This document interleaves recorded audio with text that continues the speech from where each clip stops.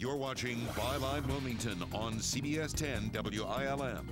Here's your host, Don Ansell. Robin Grathwell, who is the CEO of R3 Environmental, and Clayton Gazelle, who is their Chief Operating Officer. That's the startup company that is taking over the solid waste disposal operations for New Hanover County. They've contracted with the county. When this all started materializing, there was a sudden departure from the company of the architect of the system and founding partner Dean Bird, I think his name was. And what was his connection to the company, and why did he leave?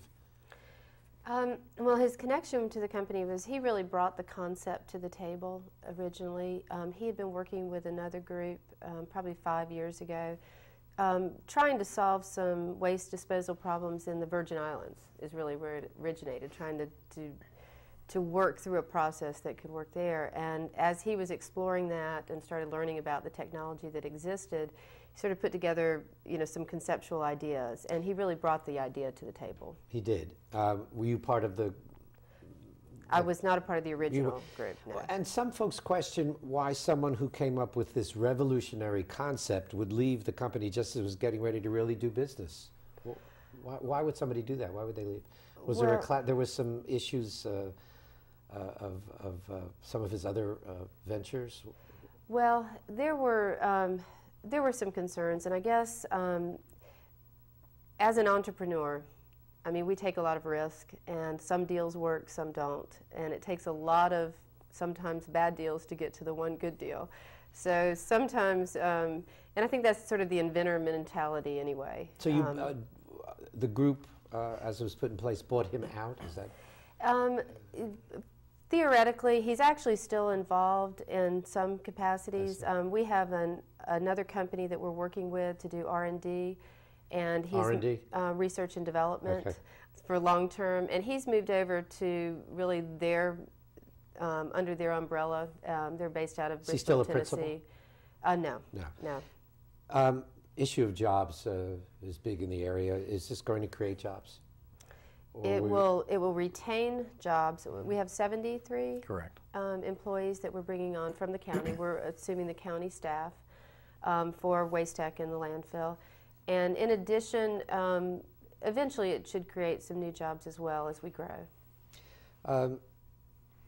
There's been some long-standing doubt about the market for recycling, plastics particularly, and a lot of people are wonder if plastics don't end up in landfill even though they recycle them because there's not a market for it. Can you put them at ease, or what do you know about that? Well, let's just say when I got involved in this project, the first thing I did is I went to every recycling facility that I could in the U.S. and traveled a lot and saw a lot of plastics in landfills that were supposed to be recycled. Yeah. It's not, it's hit or miss. In North Carolina, they'd like us to recycle 50%. New Hanover County, we average 5%. So 5% of what people give the county of plastics gets recycled? 5%?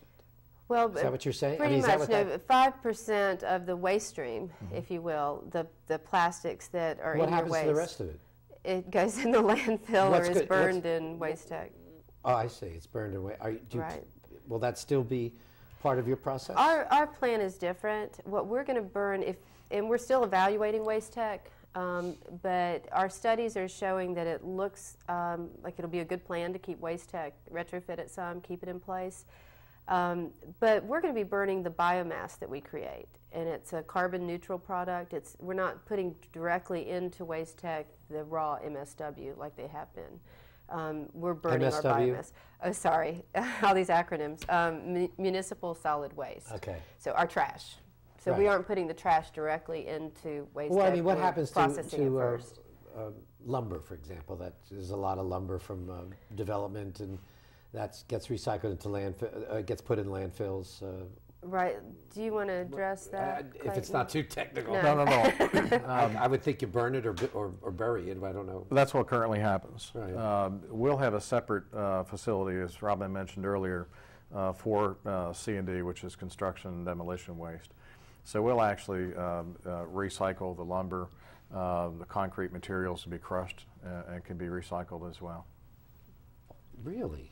And the wood can actually be used as and turned into cellulosic biomass, as Robin mentioned, and burned as boiler fuel. I see. Right. We can shred it and then send it into the boiler. This sounds. It sounds such a massive undertaking because none of this process or most of this process is not in place. You plan to have this all in place by how long? Well, within 2 years, and hopefully sooner, but there's a lot of lead time on some of this equipment, so it'll take a little while. I'm curious. I don't know if it's a public contract. I guess it's public information. But what does the contract call for in terms of payment? Is it a fixed sum or is it variable according to other factors? What the county pays you to there's a little variation, but basically it's $32 and 56 cents. Correct. Per ton of trash. That's what the county pays you. Right, and it's who weighs that? I mean, is there? How do you? The county will be in charge of the scale house as the trucks come in. They're weighed. I see. And the county will still monitor that as a safety, factor to make sure we don't cheat. So the trucks, you'll just take over or buy new or? Oh, we do not do the trucks. Let me make sure everyone understands. We don't haul. The hauling franchise agreements that they still have are separate, and those will remain. We just receive the waste and process it. I see.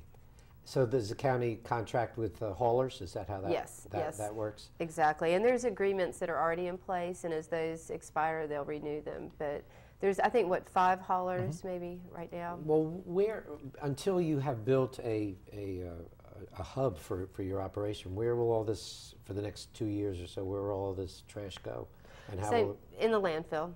We're keeping the existing staff. We'll run it pretty much status quo for the first year as we're building our facility, and then as soon as we're ready to transition, it'll start processing through our plant.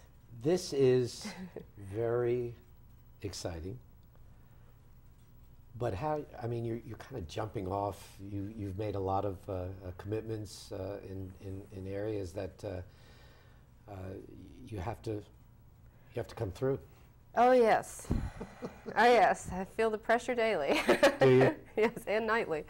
No, it is a huge undertaking, and we have a number of other areas that we can take this technology to, but we all wanted it here. This is our backyard. Everybody's watching. Yeah. Oh, thanks for reminding me of that. Clayton, Robin, thank you for joining us. That'll do it for this edition of Byline Wilmington. Thanks for joining us. We'll see you next week.